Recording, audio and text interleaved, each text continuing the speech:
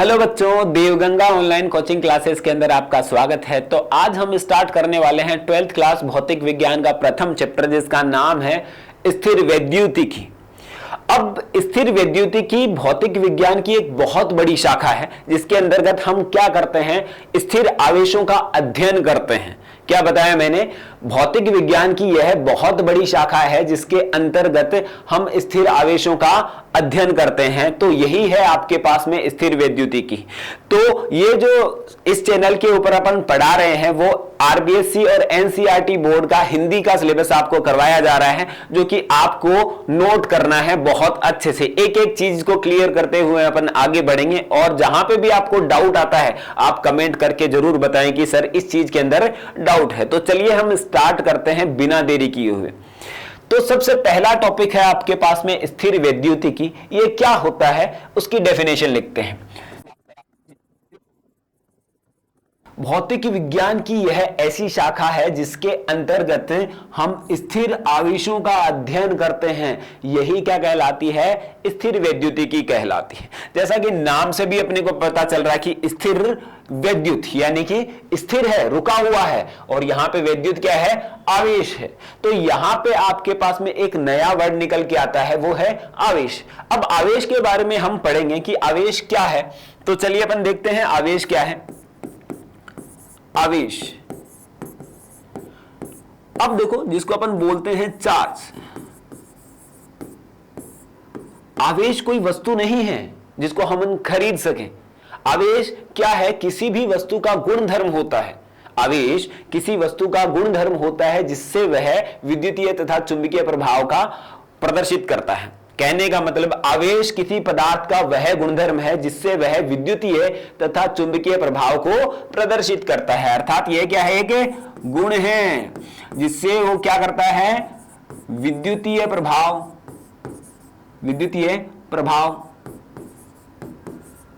व चुंबकीय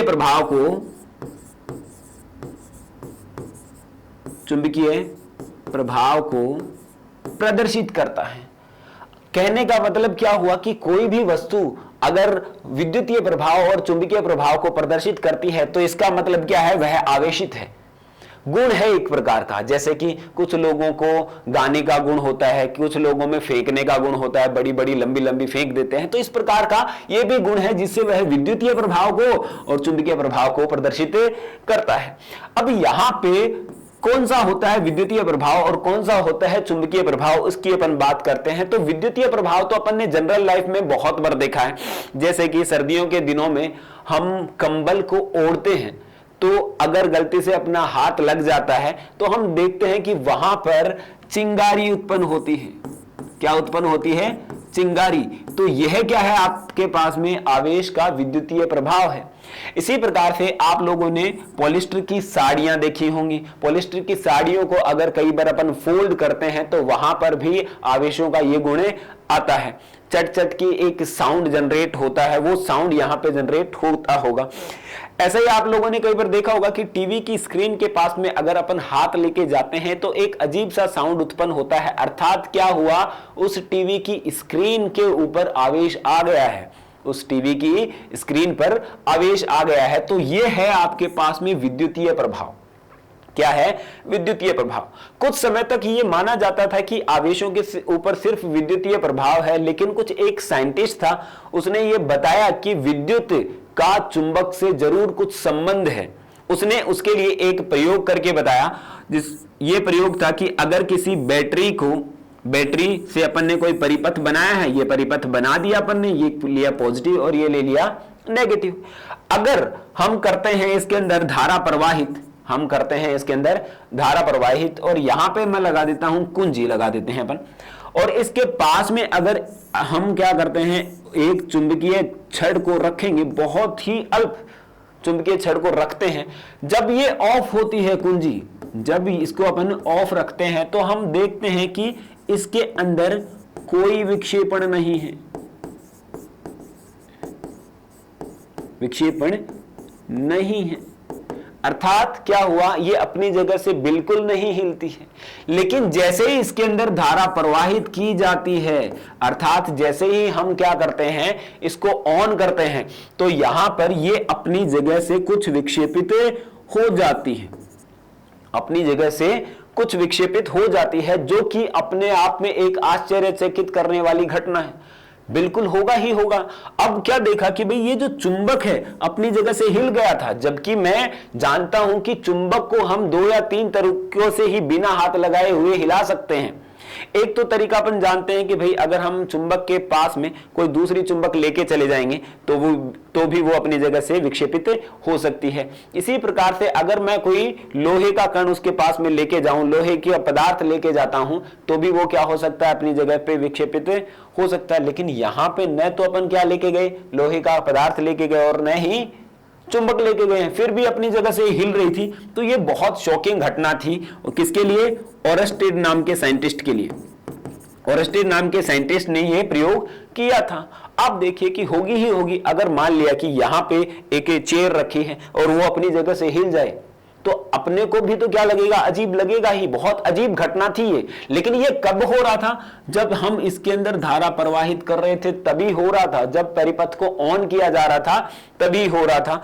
तब उसने बताया, हो ना हो, इस तार के चारों ओर एक क्षेत्र उत्पन्न होता है, अदृश्य क्षेत्र, जिसके कारण यहां पे चुंबक विक्षेपित होती है। और इस क्षेत्र को नाम दिया गया चुंबकीय क्षेत्र। क्या नाम दिया गया? चुंबकीय क्षेत्र इसको नाम दिया गया। तो कहने का मतलब क्या हुआ, आवेश ने 2 गुण प्रकट किए हैं। पहला तो गुण है आपके पास में विद्युतीय गुण प्रकट किया है, और दूसरा किया है उसने चुंबकीय गुण को प्रकट किया है। तो मैं सीधा सीधा बोल सकता हूं कि आवेश, तो हम बोल सकते हैं कि आवेश किसी पदार्थ का वह गुणधर्म है जिससे वह विद्युतीय तथा चुंबकीय प्रभाव को प्रदर्शित करता है। एक बार रिपीट करेंगे, आवेश क्या है? किसी पदार्थ का वह गुणधर्म है जिससे वह विद्युतीय तथा चुंबकीय प्रभाव को प्रदर्शित करता है। ठीक है, तो यह बात अपने को क्लियर हो जाती है। उसके बाद में हम देखते हैं कि भाई किसी भी वस्तु के ऊपर जो ये आवेशन का गुण आया है वो क्यों आ गया है, किस वजह से आया है, ये चीज हम देखेंगे। तो इसके लिए एक प्रयोग हमने भी किया होगा डेली लाइफ के अंदर। हमने क्या किया होगा कि जब गर्मियों के समय पर क्लास के अंदर अपन ने किया होगा कभी न कभी, जब हम स्केल को या पेन को हम घिसते हैं बालों से, तो वो आवेशित हो जाती है, जिससे हम क्या करते हैं कि छोटे छोटे जो डस्ट के पार्टिकल है, जो मिट्टी के कण है, या फिर हम छोटे छोटे क्या करते हैं, इस कागज के टुकड़े कर लेते हैं और उसके पास में लेके जाते हैं, तो कागज के टुकड़े उससे चिपकने लग जाते हैं। ठीक है, तो अब ये जो गुण है यही क्या कहलाता है, आपके पास में आवेश होता है। तो कहने का मतलब क्या हुआ कि आवेश ने क्या किया, किसी वस्तु को हमने घिस दिया है, घर्षित कर दिया है। तो घर्षित करने से क्या कर रहा है, वो कणों को आकर्षित करने लग रहा है। तो इस वस्तु पर क्या हो गया है, ये वस्तु जो हो गई है वो आवेशित हो गई है। ठीक है नहीं? तो यहां पे अपन ने एक चीज तो देख ली कि घर्षण करने से किसी भी वस्तु पर क्या आता है, आवेश आता है, अर्थात विद्युतीय तथा चुंबकीय गुण प्रकट करने का गुण आ जाता है। ठीक है, तो चलिए देखते हैं इसका कारण। कारण क्या है किसी भी वस्तु पर आवेशन का?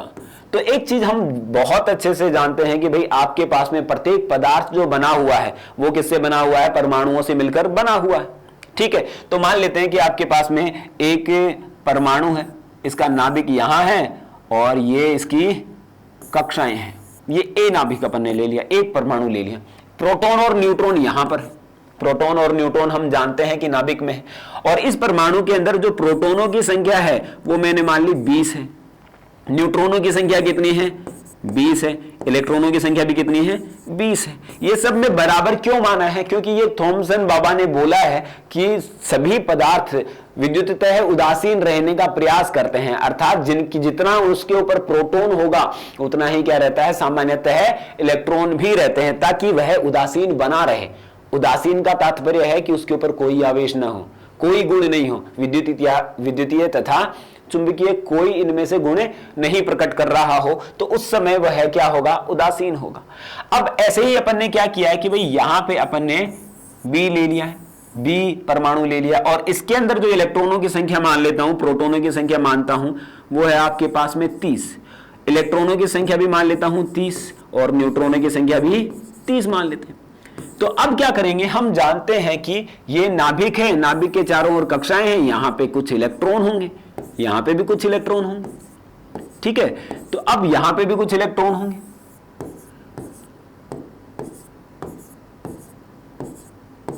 ठीक है। लेकिन टोटल इसके अंदर इलेक्ट्रॉनों की संख्या कितनी है 30, प्रोटॉनों की संख्या कितनी है 30, न्यूट्रॉनों की संख्या कितनी है 30।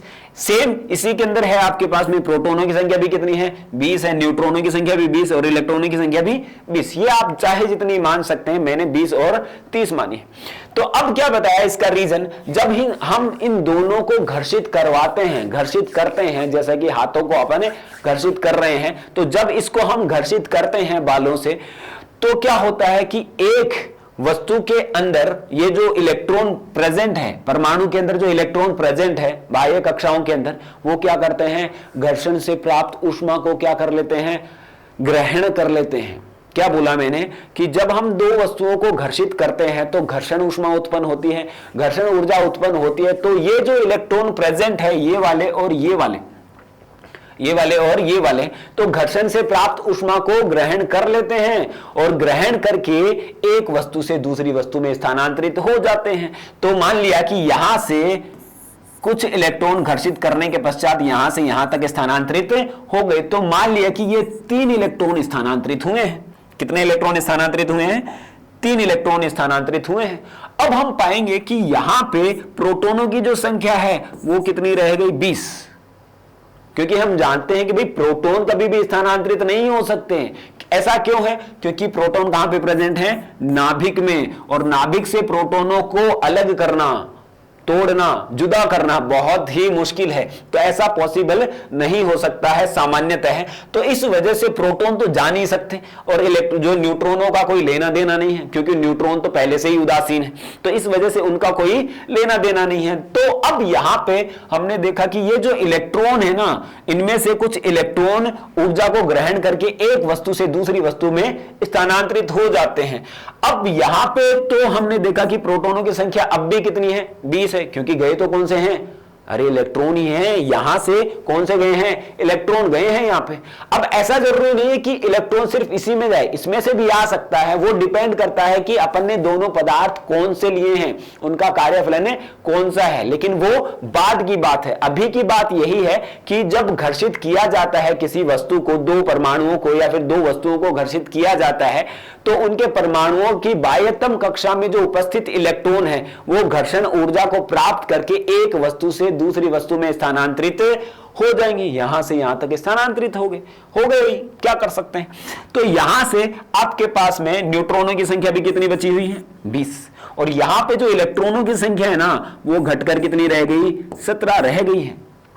कितनी रह गई है, 17 रह गई है। इसी प्रकार से हम यहां देखते हैं तो प्रोटॉनों की संख्या तो अब भी कितनी है, 30 ही है, और इलेक्ट्रॉनों की संख्या कितनी हो गई, 3 बढ़ गई, तो बढ़कर कितनी हो गई, 33 हो गई है। और यहां पे आपके पास में ये न्यूट्रॉनों की संख्या कितनी है, 30 है। तो यहां पे अपन ने देखा कि भाई जो चेंज जो आ रहा है ना, वो सिर्फ इलेक्ट्रॉनों की संख्या में आ रहा है। किस में आ रहा है, इलेक्ट्रॉनों की संख्या में आ रहा है। तो इसलिए मैं बोल सकता हूं कि जो आवेशों का कारण होता है, किसी भी वस्तु के ऊपर आवेश आने के कारण है, वो क्या है, इलेक्ट्रॉनों का स्थानांतरण, अर्थात इलेक्ट्रॉनों के स्थानांतरण के कारण वस्तु आवेशित होती है। तो इलेक्ट्रॉनों के जो वस्तुओं के आवेशन का कारण क्या है, इलेक्ट्रॉनों का स्थानांतरण। अगर हमसे पूछा जाए कि कोई वस्तु है, उसके ऊपर ये जो विद्युतीय तथा चुंबकीय गुण आया है वो किस वजह से आया है, वो इस वजह से आया है कि भाई एक वस्तु से जो इलेक्ट्रॉन है वो दूसरी वस्तु में स्थानांतरित हो गए हैं, जिसकी वजह से ये आवेशित हो गई है, जिसकी वजह से ये दोनों गुण प्रदर्शित करने लग गई है। बस बात ये ध्यान रखनी है कि आवेश क्या है, कोई वस्तु नहीं है जिसको आप देख सकें। आवेश क्या है, गुण है, जैसा कि मैंने बताया था, फेंकने वाला गुण, कई लंबी फेंकते हैं। ऐसे ही यहां पे आपके पास में इस वस्तु का गुण है कि वह विद्युतीय तथा चुंबकीय प्रभाव को प्रदर्शित करती है। तो यहां पे अपन ने देख लिया, तो ये चीज आपके पास में हो गई है। तो यहां पे अपन पा रहे हैं कि इलेक्ट्रॉनों की कमी हुई है और यहां पे अपने पास में क्या है, इलेक्ट्रॉनों की वृद्धि होती है। तो हम ये भी जानते हैं कि जो प्रोटॉन का जो आवेश होता है ना, वो होता है प्लस का 1.6 गुणा 10 की घात माइनस का 19 कूलम, जबकि इलेक्ट्रॉन का जो आवेश है वो होता है माइनस का 1.6 गुणा 10 की घात माइनस का 19 कूलम। ठीक बात, अरे जानते हैं ना ये बात। तो ये होता है, तो हमने देखा कि प्रोटॉन और इलेक्ट्रॉन पर आवेश का परिमाण समान होता है, परंतु यहां पर तो धनात्मक है और यहां पर क्या है, ऋणात्मक है। अर्थात प्रकृति जो है विपरीत है। प्रकृति क्या है, विपरीत। विपरीत प्रकृति का मतलब एक धनात्मक और एक ऋणात्मक है। तो यहां पे ऐसा होता है। तो अब यहां पे अपन देखेंगे कि भाई यहां पे इलेक्ट्रॉन, प्रोटॉन जो रह गए हैं वो तो कितने हैं, 20 हैं, और इलेक्ट्रॉन कितने रह गए हैं, 17। तो कहने का मतलब प्रोटॉन क्या हो गए, ज्यादा हो गए इलेक्ट्रॉनों से। प्रोटॉन क्या हो गए, ज्यादा हो गए इलेक्ट्रॉनों से। तो 17 प्रोटॉनों का जो आवेश है वो 17 इलेक्ट्रॉनों के आवेश से तो कैंसिल हो जाएगा, लेकिन फिर भी कितने बचेंगे, 3 प्रोटॉन बचेंगे। तो प्रोटॉनों के ऊपर आवेश कैसा होता है, धनात्मक। तो इस कारण से धनात्मक आवेश इस वस्तु के ऊपर आ जाता है। इस वस्तु के ऊपर कौन सा आवेश आ जाएगा, धनात्मक आवेश आ जाएगा। कहने का तात्पर्य ये हुआ कि भाई जिस वस्तु के ऊपर इलेक्ट्रॉनों की कमी हुई है वहां पे क्या आ जाता है, धनात्मक आवेश। इसी प्रकार से यहां पे देखो प्रोटॉनों की संख्या कितनी है, 3 है, और यहां पे इलेक्ट्रॉनों की संख्या कितनी है, 33। कहने का मतलब इलेक्ट्रॉनों की जो संख्या है ना वो प्रोटॉनों की संख्या से क्या है, ज्यादा है। इलेक्ट्रॉनों की जो संख्या है वो प्रोटॉनों की संख्या से क्या है, ज्यादा है। तो यहां पे इलेक्ट्रॉन ज्यादा हो गए प्रोटॉनों की तुलना में। तो और कितने ज्यादा हैं, 3 इलेक्ट्रॉन ज्यादा हैं, और एक इलेक्ट्रॉन पर जो आवेश होता है वो ऋणात्मक है, तो तीनों पर भी कितना होगा, ऋणात्मक होगा। तो इस वजह से यहां पर ऋणात्मक आवेश आ जाता है। तो कहने का तात्पर्य यह हुआ कि जो वस्तु इलेक्ट्रॉनों को त्याग रही है, जो वस्तु इलेक्ट्रॉनों को त्याग रही है, तो वहां पर तो क्या आता है, धनात्मक आवेश, और जो वस्तु इलेक्ट्रॉनों को ग्रहण कर रही है वहां पे क्या जाता है, ऋणात्मक आवेश। तो मैं लिख सकता हूं कि आवेश कितने प्रकार के होते हैं भाई, आवेश जो होते हैं, आवेश के जो प्रकार निकल के आते हैं आपके पास में वो 2 प्रकार के होते हैं। एक तो होता है आपके पास में धनात्मक आवेश, धनात्मक आवेश, ठीक है। तो धनात्मक आवेश का मतलब क्या हुआ कि जो वस्तु इलेक्ट्रॉनों को दे रही है, एक छोड़ रही है, दूसरी वस्तु को दान दे रही है, वहां पे क्या आया, धनात्मक आवेश। लेकिन यह कहना एकदम उचित नहीं होगा।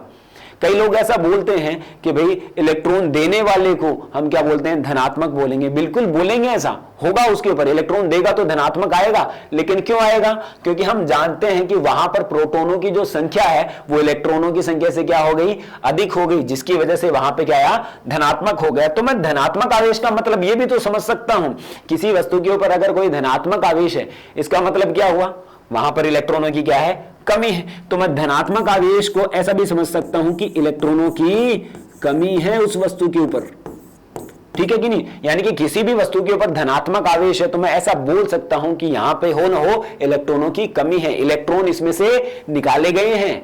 ऐसा ही होगा ना। ऐसा ही अगर अपन इसके अंदर देखते हैं तो यहां पे क्या आया, ऋणात्मक आवेश, ऋणात्मक आवेश,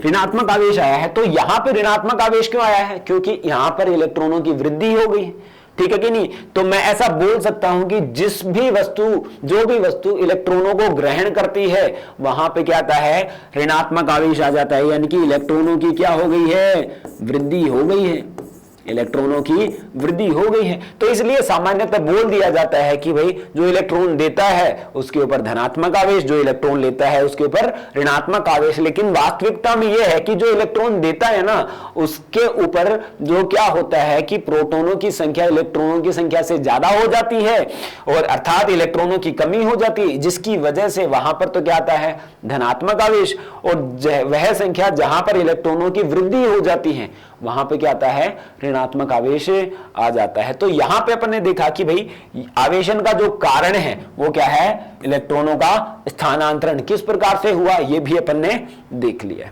ठीक है। तो समझ में आई बात, ठीक है, साथ साथ में मैं समझ रहा हूं कि आप लोग नोट कर रहे हैं। आपको इस चैनल के ऊपर कंप्लीट सिलेबस करवाया जाएगा और आने वाले जो एग्जाम्स हैं उनके बारे में भी सारी डिटेल दी जाएगी, किस प्रकार के एग्जाम के अंदर क्वेश्चन बनते हैं, किस प्रकार से हमें उनको सॉल्व करना चाहिए, किस प्रकार से नोट्स बनाने चाहिए, तो वो आप देख सकते हैं। ठीक है, तो चलिए अगला टॉपिक अपन लेते हैं, आवेशों के गुणधर्म।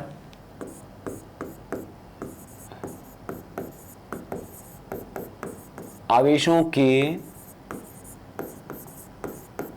गुणधर्म, कहने का मतलब ये जो गुण है पहले से, इनके भी कुछ गुण होते हैं। ये जो गुण है, किसी वस्तु का गुण होता है आवेश, और इस गुण के भी कुछ गुण होते हैं, तो उनको हम बोलते हैं आवेशों के गुणधर्म। तो चलिए बात करते हैं इसके ऊपर। तो सबसे पहला पॉइंट जो है आपके पास में निकल कर आता है वो होता है आवेश एक अदिश राशि है। आवेश एक अदिश राशि है। सदिश और अदिश के बारे में तो अपन जानते हैं, जिसका परिमाण हो लेकिन दिशा नहीं हो तो उन राशियों को अपन क्या बोलते हैं, अदिश राशियां बोलते हैं। वापस सुने, जिनका परिमाण हो लेकिन दिशा नहीं हो उन राशियों को हम क्या बोलते हैं, अदिश राशियां कहते हैं। तो यहां पे परिमाण तो होता है लेकिन इस आवेशन की कोई दिशा नहीं होती है, कौन सी पर्टिकुलर दिशा में यह आवेश आएगा इसका पता नहीं है, तो इस वजह से यह कैसी राशि है, एक अदिश राशि।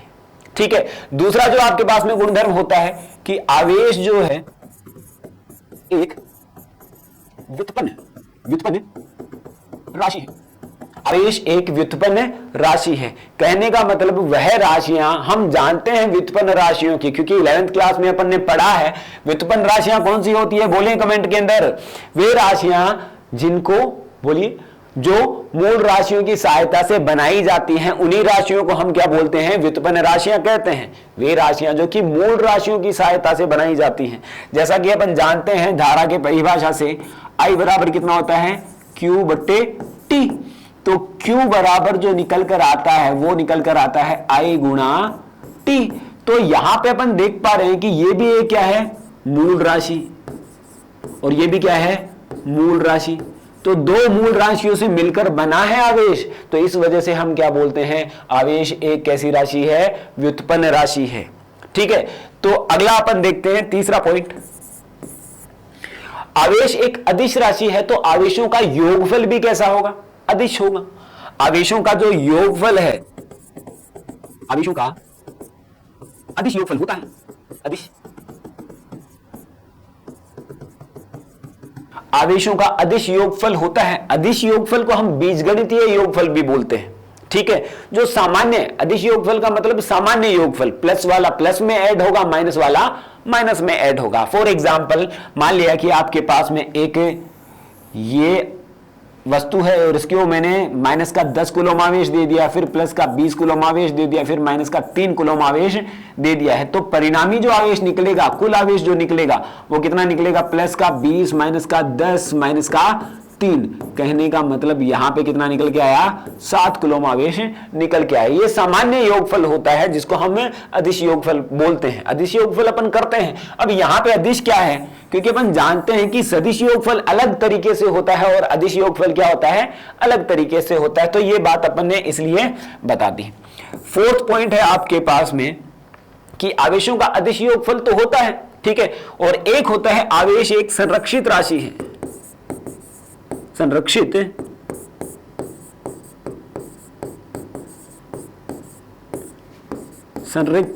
राशि है।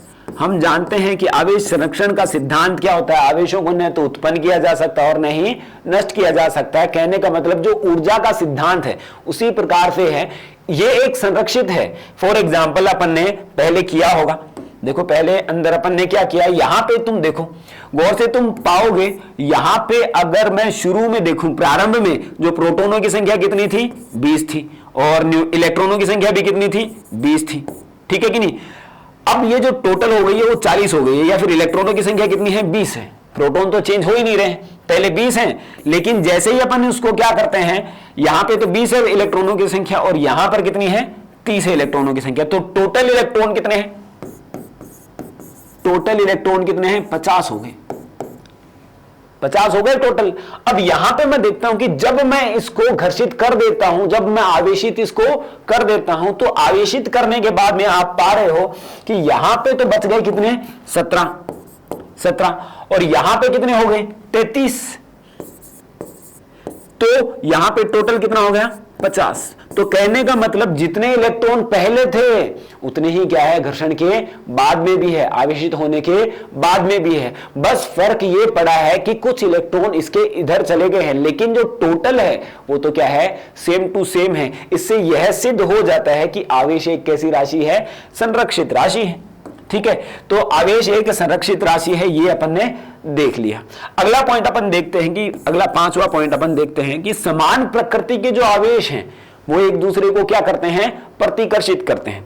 ठीक है, ये अपन ने पढ़ा भी होगा कि धनात्मक एक दूसरे को क्या करेगा, प्रतिकर्षित करेगा, जबकि विपरीत प्रकृति के आवेश क्या करते हैं, एक दूसरे को आकर्षित करते हैं। क्या बताया अपन ने, समान प्रकृति के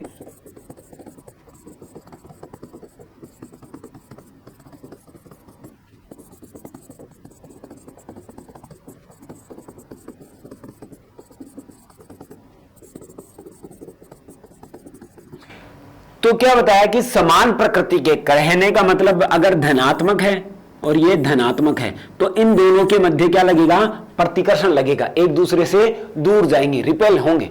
ठीक है, जैसे कि आपने देखा होगा कि चुंबक के अंदर अगर मैं नॉर्थ सिरा नॉर्थ के पास में लेके जाता हूं तो वो प्रतिकर्षित होते हैं, दूर भागते हैं एक दूसरे से। तो प्रतिकर्षण का मतलब दूर भागना, ठीक है कि नहीं। तो आपका और पढ़ाई का प्रतिकर्षण नहीं होना चाहिए, तो क्या होना चाहिए, यहां पे आवेश तो क्या करते हैं, एक दूसरे को प्रतिकर्षित करते हैं। समान प्रकृति के आवेश एक दूसरे को प्रतिकर्षित करते हैं, जबकि यहां पे धनात्मक व ऋणात्मक आवेश एक दूसरे को क्या करते हैं, आकर्षित करते हैं। ठीक है कि नहीं। तो ये बात अपन ने देख ली है। तो अब अपन ने देख लिया कि भाई जो समान प्रकृति के आवेश एक दूसरे को प्रतिकर्षित करते हैं और विपरीत प्रकृति के आवेश एक दूसरे को आकर्षित करते हैं। तो अगले पॉइंट के ऊपर चलते हैं। जो अगला पॉइंट है आपका वो है आवेश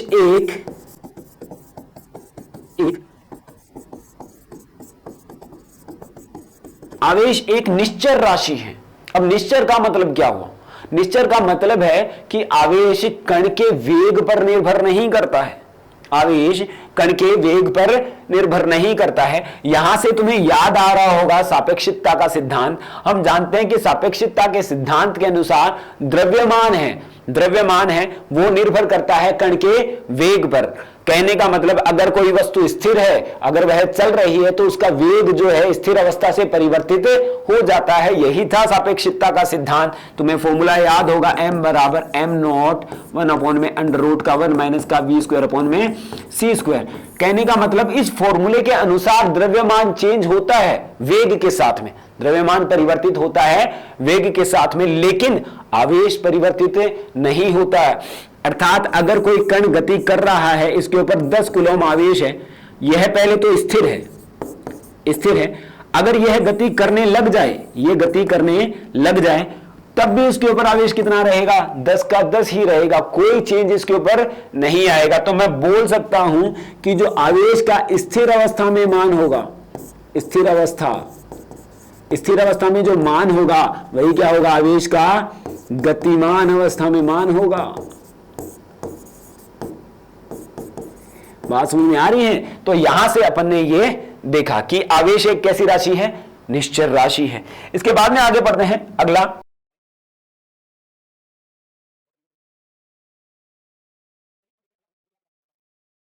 6 पॉइंट पढ़ लिए हैं अपन ने, है ना। 7th पॉइंट की बात करते हैं। आवेश एक क्वांटीकृत राशि है, आवेश एक क्वांटीकृत,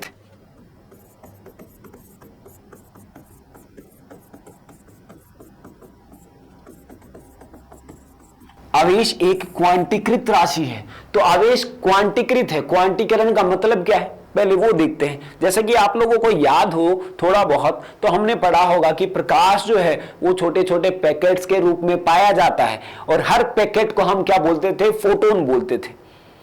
ठीक है, ऐसा ही आपके पास में है कि आवेश भी है वो छोटे छोटे पैकेट के रूप में पाया जाता है, छोटे छोटे पैकेट के रूप में वो प्राप्त होता है, एक साथ गुच्छा नहीं होता है, छोटे छोटे पैकेट्स के रूप में होता है।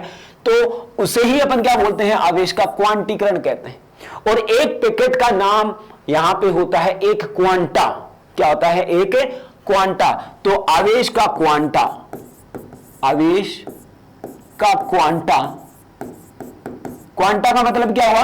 अगर आवेश छोटे छोटे पैकेट के रूप में पाया जाता है तो सबसे छोटा पैकेट है उसको हम क्या बोलेंगे? आवेश का क्वांटा, जो कि होता है इलेक्ट्रॉन के आवेश के बराबर।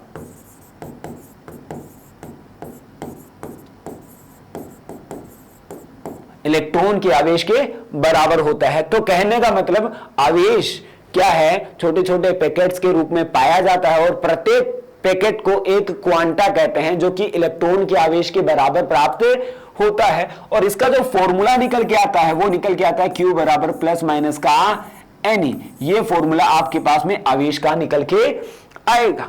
ठीक है बात। अब यहां पे ये दिक्कत आती है, काफी बच्चे पूछते हैं कि सर ये प्लस माइनस NE कहां से आया, कैसे डेराइव किया अपन ने फॉर्मूला? ये कोई डेराइव नहीं किया है, ये एक सिंपल समझने की चीज है, सिंपल समझने की चीज है। तो यहां पे मैं बता दूं, आपको डिस्क्राइब करता हूं। तो यहां पे प्लस माइनस तो अपन जानते हैं कि आवेश धनात्मक भी हो सकता है और ऋणात्मक भी हो सकता है, धनात्मक व ऋणात्मक हो सकता है। ठीक बात। अब यहां पे n जो है, n वो क्या है? इलेक्ट्रॉनों की संख्या, इलेक्ट्रॉनों की संख्या जो कि पूर्णांक होनी चाहिए, पूर्णांक होनी चाहिए। पूर्णांक क्यों भाई? पूर्णांक मतलब या तो 1, 2, 3 इस टाइप से होगा, कभी भी नहीं होगा कि 3.5 है, 3.5 है। कभी भी जो n का मान नहीं होगा ऐसा, q का मान हो सकता है, n का मान क्या नहीं होगा? कभी भी पॉइंट्स के अंदर नहीं होगा, पूरा का पूरा क्या होगा? पूर्णांक होगा, पूर्ण अंक होगा वो। क्यों? क्योंकि अपन जानते हैं कि भाई सबसे छोटा पैकेट ही क्या है? इलेक्ट्रॉन है, क्वांटा है ना? उससे भी छोटा क्या करेंगे हम? सबसे छोटा निकल के आ गया, तो इससे ज्यादा छोटा नहीं हो सकता। तो इसलिए आपके पास में जो आवेश है कि क्या है? क्वांटीकृत राशि है, और n यहां पे पूर्णांक है, और E क्या है? इलेक्ट्रॉन का आवेश जो कि होता है माइनस का 1.6 गुणा 10 की घात माइनस का 19 कूलम। तो ये आपके पास में निकल के आता है। अब हम बात करते हैं कि ये फॉर्मूला कैसे जनरेट हुआ, तो अपन देखते हैं इसके बारे में कि कैसे आया होगा ये फॉर्मूला। तो मान लेते हैं कि आपके पास में भाई, आपके पास में क्या है? मान लेते हैं कि 20 बॉल हैं, बॉल्स हैं, ठीक है, और एक बॉल का जो द्रव्यमान है ना वो 1 kg है। मान लेते हैं एक बॉल का जो द्रव्यमान है, मान लिया कि लोहे की बॉल है, जरूरी नहीं कि टेनिस की ही बॉल है। तो यहां पे आपके पास में एक बॉल का द्रव्यमान है 1 kg। तो अब ये बोला जाए कि भाई आपके पास में जो टोटल द्रव्यमान कितना होगा, टोटल मास कितना होगा? आपको क्या दे रखा है? 20 बॉल दे रखी है, बॉलों की संख्या दे रखी है जो कि एक पूर्णांक है, और एक बॉल का ये भी दे रखा है, एक इलेक्ट्रॉन का आवेश भी दे रखा है। वापस देखिए आप, यहां पे भी सेम टू सेम सिनेरियो है कि भाई Q जो है वो कितना है? Ne है। Q बराबर कितना है? Ne। यहां पे n तो क्या है? इलेक्ट्रॉनों की संख्या जो कि एक पूर्णांक है, और एक इलेक्ट्रॉन का आवेश है। ठीक बात। ऐसे ही अपन बात कर रहे हैं कि यहां पे आपके पास में 20 क्या है? बॉल है, और एक बॉल का द्रव्यमान कितना है? 1 kg है। तो बताइए कि टोटल द्रव्यमान कितना होगा? तो हम जानते हैं कि टोटल कितना होगा? n गुणा एक बॉल का द्रव्यमान, बॉलों की संख्या, ये तो क्या है? बॉल्स की संख्या, और 1 से मैं इसको गुणा कर दूंगा, तो यहां पे कितना निकल के आएगा? बोलो 20 kg। बोलो ये भी कोई बताने की बात है? तो यहां से ये कोई फॉर्मूला बना नहीं है, ये अपने आप है, अंडरस्टूड फॉर्मूला है, अपने आप में ही क्या है? एक सामान्य फॉर्मूला है, और ऐसी मैथमेटिक की कैलकुलेशन अपन करते रहते हैं काफी बार। तो इस प्रकार से ये आपके पास में निकल के आया है Q बराबर Ne। ठीक है बात। तो यहां से अपन ने सिंपल देखा कि भाई यहां से अगर अपन रिवाइज करते हैं शुरू से, तो यहां पे अपन देख रहे हैं कि भाई यहां पे अपन ने देखा कि सबसे पहले स्थिर वैद्युतिकी क्या है? तो भौतिकी की वह शाखा जिसके अंतर्गत हम स्थिर आवेशों का अध्ययन करते हैं वह क्या कहलाती है? स्थिर वैद्युतिकी कहलाती है। तो यहां पे आवेश के बारे में अपन ने देखा था। आवेश क्या है? किसी पदार्थ का वह गुणधर्म जिससे वह विद्युतीय तथा चुंबकीय प्रभाव को प्रदर्शित करता है, वही गुणधर्म क्या कहलाता है? आपके पास में आवेश कहलाता है किसी पदार्थ का। अब विद्युतीय गुणधर्म के बारे में मैंने बताया, एग्जाम्पल चिंगारी है, इस प्रकार के एग्जाम्पल बताएं। चुंबकीय गुणधर्म के लिए अपन ने एक एग्जाम्पल पढ़ा जो कि ऑरस्टेड ने बताया था। किसने बताया था? ओरस्टेड बाबा, मैं इसको बाबा बोलता हूं, ज्यादातर साइंटिस्टों को बाबा ही बोलना चाहिए। तो यहां पे आपके पास में ओरस्टेड बाबा ने ये चीज बताई थी। तो यहां पे अपन बात करते हैं कि वह गुणधर्म, किसी पदार्थ का वह गुणधर्म होता है जिससे वह विद्युतीय तथा चुंबकीय प्रभाव को प्रदर्शित करता है, तो वह कहलाता है आपके पास में आवेश। इसके बाद में अपन देखते हैं भाई, यहां पे देखा कि भाई आवेशन का कारण क्या है। आवेशन के कारण के अंदर हमने देखा कि जब दो वस्तुओं को घर्षित किया जाता है, जब दो वस्तुओं को घर्षित किया जाता है तो एक वस्तु के अंदर उपस्थित जो इलेक्ट्रॉन घर्षण से प्राप्त ऊष्मा को ग्रहण करके एक वस्तु से दूसरी वस्तु में स्थानांतरित हो जाते हैं, जिसकी वजह से एक वस्तु के ऊपर तो इलेक्ट्रॉनों की कमी हो जाती है।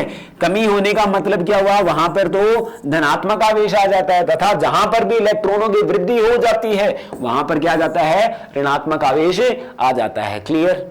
ठीक है, तो यहां पे अपन ने ये पढ़ लिया। इसके बाद में अपन ने पढ़ा भाई यहां पर आवेशों के गुणधर्म। तो आवेशों के गुणधर्म में अपन ने कुछ गुणधर्म बताया कि आवेश एक कैसी राशि है? अदिश राशि है। उसके बाद में बताया आवेश एक व्युत्पन्न राशि है, क्योंकि दो मूल राशियों की सहायता से उसको बनाया गया है। ऐसे ही में अपन बात करते हैं कि आवेश एक संरक्षित राशि। कहने का मतलब अपन ने देखा कि आवेश जितना पहले होता है उतना ही बाद में भी होता है, तो इसके ऊपर कोई फर्क नहीं पड़ता है। इस वजह से आवेश एक कैसी राशि है? संरक्षित राशि है। और यह बात तो अपन जानते ही हैं कि समान प्रकृति के आवेश एक दूसरे को क्या करते हैं? प्रतिकर्षित करते हैं, जबकि विपरीत प्रकृति के आवेश एक दूसरे को क्या करते हैं? आकर्षित करते हैं। ठीक है, और अगला अपन ने बताया कि आवेश एक निश्चर राशि है। भाई निश्चरता का मतलब मैंने बताया कि आपको यह क्वेश्चन पूछा जा सकता है कि आवेश की निश्चरता से क्या तात्पर्य है, क्या मतलब है, क्या होता है आवेश की निश्चरता। तो आवेश की निश्चरता मैंने सिंपल बताई है। आवेश जो है कण के वेग पर निर्भर नहीं करता है, अर्थात जितना कण का वेग, जितना स्थिर अवस्था में कण का आवेश होता है उतना ही गतिमान अवस्था में भी कण का आवेश होगा। तो वेग पर निर्भर तो बिल्कुल नहीं कर रहा है। इसके बाद में अपन ने देखा कि भाई आवेश एक क्वांटीकृत राशि है। कैसी राशि? आवेश एक क्वांटीकृत राशि है, अर्थात आवेश छोटे छोटे टुकड़ों के रूप में, पैकेट्स के रूप में पाया जाता है। उसको ही अपन क्या बोलते हैं? आवेश का क्वांटीकरण कहते हैं। और एक आवेश का जो छोटा से छोटा टुकड़ा होता है उसको हम क्या बोल देते हैं? इलेक्ट्रॉन बोल देते हैं। क्या बोलते हैं? इलेक्ट्रॉन बोल देते हैं। तो चलिए अपन एक क्वेश्चन करते हैं इसके ऊपर। क्वेश्चन ऐसे बोल दिया जाए कि भाई एक कूलम आवेश में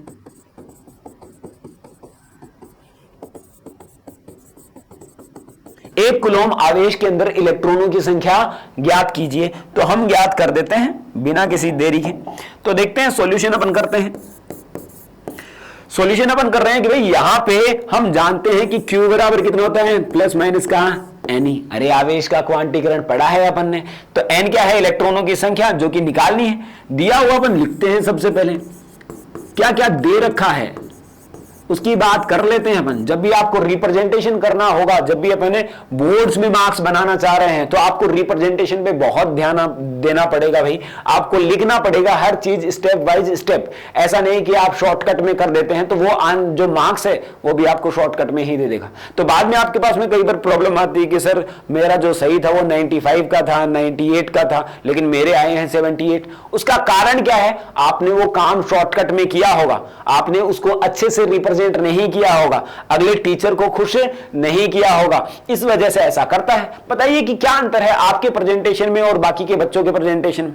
कोई फर्क नजर नहीं आएगा। तो वो क्यों देगा आपको एक्स्ट्रा मार्क्स? जबकि वो तो उसको देगा ना जिसका काम अच्छा है, साफ है, सुंदर है और उसने अच्छे से रिप्रेजेंट करके उसको अच्छे से व्यवस्थित करके दिया है, उसको देगा। सिंपल सी बात है। तो इसी वजह से हमारे पास में भी एक सिनेरियो बन जाता है कि आप उसको अच्छे से रिप्रेजेंट करना सीखें। जब रिप्रेजेंटेशन अच्छा होगा तो उस टाइम पे आपकी स्थिति यह होगी कि जितना आपने सही किया है उतने के उतने मार्क्स आपको मिलेंगे। तो चलिए अपन देखते हैं दिया हुआ क्या है आवेश का मान। तो ये हो गया 1 कूलम। ठीक है, इलेक्ट्रॉन हम जानते हैं कि 1.6 गुणा 10 की घात माइनस का 19 कूलम इसका परिमाण है। तो यहां पे मैं निकालूंगा N बराबर Q बट्टा E। इलेक्ट्रॉनों की संख्या ज्ञात करनी है अपने को, वो तो माइनस में तो आएगी नहीं। काफी बच्चे बोलते हैं कि सर यहां पे माइनस क्यों नहीं रखा अपन ने? माइनस रख सकते हैं, इलेक्ट्रॉनों की संख्या ज्ञात करनी है ना, तो संख्या तो माइनस में होगी नहीं। तो यहां पे मैं ज्ञात कर रहा हूं, यहां पे मैं ज्ञात कर रहा हूं कि भाई यहां पे आया 1 बट्टा 1.6 गुणा 10 की घात माइनस का 19। यहां पे इसको सॉल्व किया जाएगा तो ये ऊपर जाएगा तो 10 गुणा 10 की पावर 18 लिखता हूं और उसको लिखता हूं 1.6। अगर यहां पे ये पॉइंट हटा के यहां पे 100 लिख देता हूं तो 100 में भाग देते हैं 16 का गुणा 10 की पावर 18, तो कहने का मतलब कितना होगा, ये आंसर आता है 6.25 गुणा 10 की पावर 18 इलेक्ट्रॉन। कहने का तात्पर्य क्या हुआ कि एक इलेक्ट्रॉन के अंदर एक कूलॉम आवेश के अंदर 6.25 गुणा 10 की पावर 18 इलेक्ट्रॉन होते हैं। अब कुछ बच्चे से पूछते हैं कि सर ये तो पॉइंटों में आ गया, तो पॉइंटों में आ गया तो ताऊ ये तो देखो 10 की पावर 18 भी तो है साथ में, पॉइंट को हटा नहीं देगा क्या, है ना। तो ये बात अपने को समझनी चाहिए कि भाई क्यू जो एन है अभी भी क्या है, पूर्णांक ही है, लेकिन यहां पे पावर्स में अपने उसको कन्वर्ट कर दिया है, तो इसकी वजह से ऐसा आता है। तो बात समझ में आ गई होगी आप लोगों को। जो साथ साथ में कंप्लीट नोट्स बनाने हैं, इसके साथ साथ में अगर फिर भी आपको पीडीएफ नोट्स चाहिए तो आप हमें व्हाट्सएप कर सकते हैं, आपको पीडीएफ नोट्स वहां से आप गेन कर सकते हैं। और यहां पे ये चीजें आप रेगुलर अपन लिखते जाएंगे। अगर अपन कॉपी के अंदर नोट्स बनाते जाएं तो डेफिनेटली एंड तक आपकी फिजिक्स बहुत अच्छी हो जाएगी और आपको मार्क्स के लिए लड़ना नहीं पड़ेगा, आपको सारी की सारी चीजें समझ में आएगी। और एक बात मैंने बीच में बोली थी कि अगर जैसे ही आपको कोई टॉपिक समझ में नहीं आए तो है ना, आप पहले बता दें मुझे कमेंट के अंदर कि ये चीजें समझ में नहीं आई है सर, ताकि हम उसको वापस रिवाइज कर दें। ठीक है, चलो thank you, have a nice day. और जिस भी जरूरतमंद स्टूडेंट है उसको ये शेयर जरूर करें और लाइक और कमेंट जरूर करते हैं ना। Thank you, have a nice day.